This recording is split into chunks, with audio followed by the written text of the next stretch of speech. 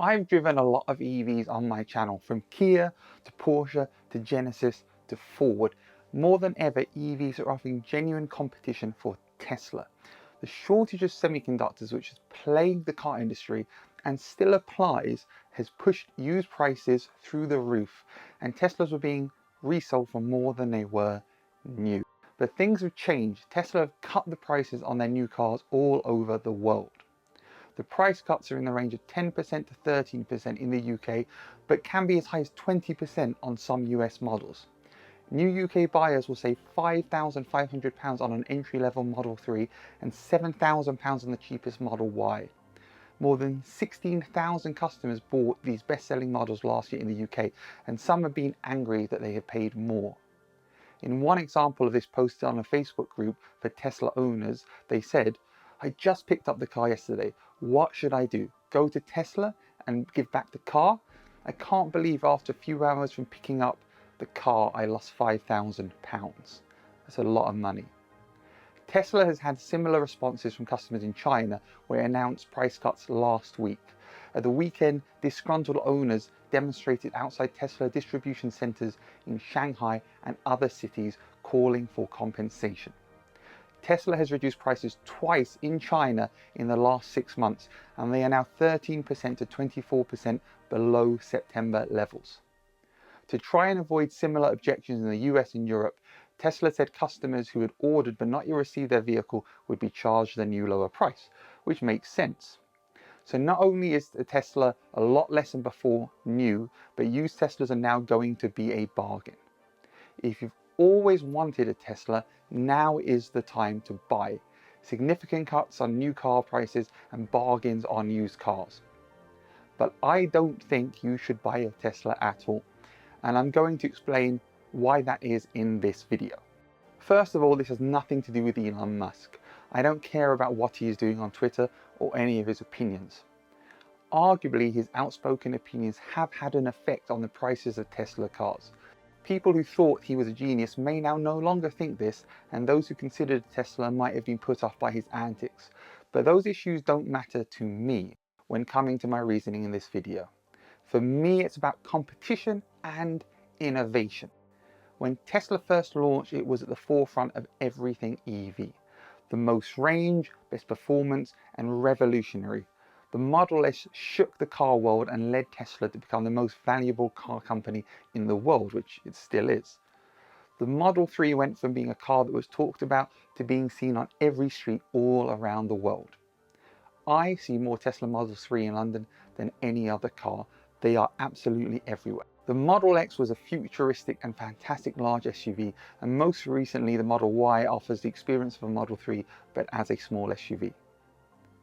And let's not forget the hypercar destroying Model S Plaid, which until recently, where the Lucid Air Sapphire beat it, was the fastest accelerating production car ever. But Tesla has stood still. The competition has come at it full tilt. Traditional car makes such as BMW, Audi, Mercedes and Ford have produced EVs which have better ranges than the Tesla models. Kia, Hyundai and Genesis have made EVs that make Tesla look old-fashioned in terms of design and technology. And then there are the car makers inspired by Tesla and now beating them at their own game, in Lucid and Rivian in the US. And that's not to mention the Chinese car makers who haven't made it to Europe or the US, but are all producing cars that are cheaper and a better range than Tesla. Tesla has stood still and failed to deliver. Where is the Cybertruck? What about the Roadster?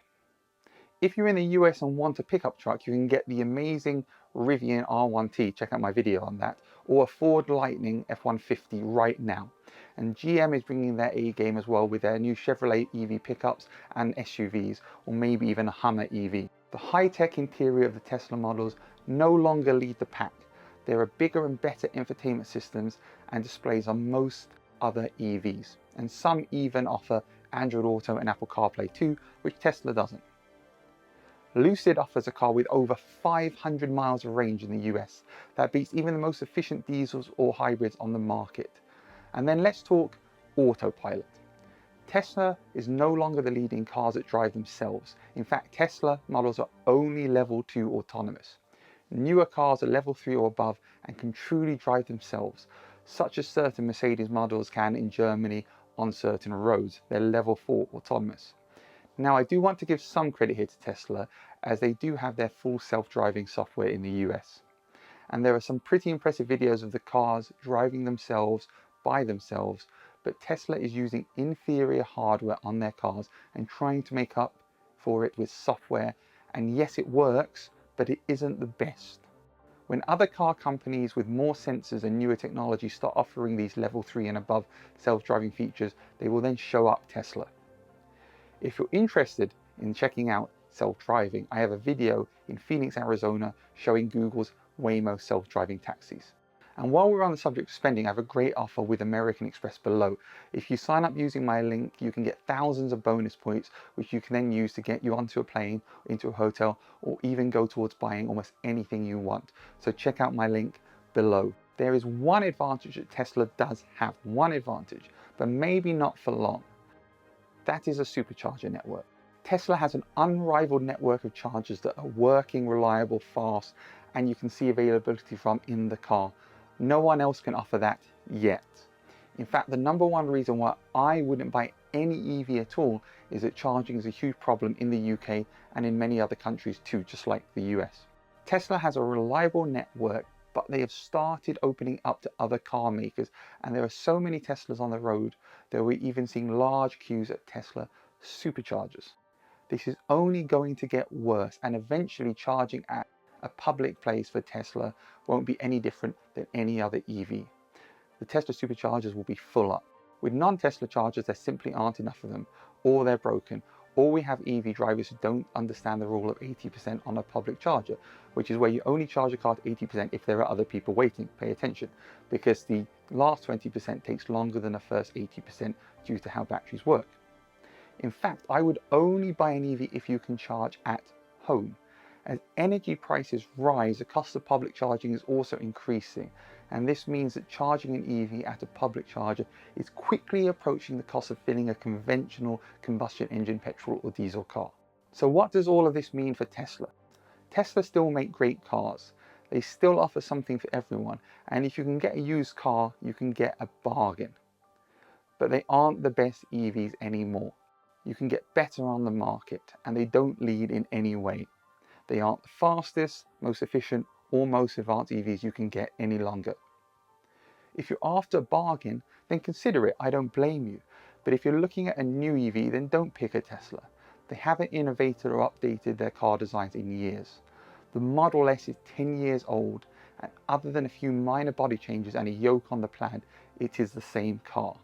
Do yourself a favour and check out what everyone else has on offer, but please don't buy a Mercedes EQS, as they're the most ugly looking cars ever made.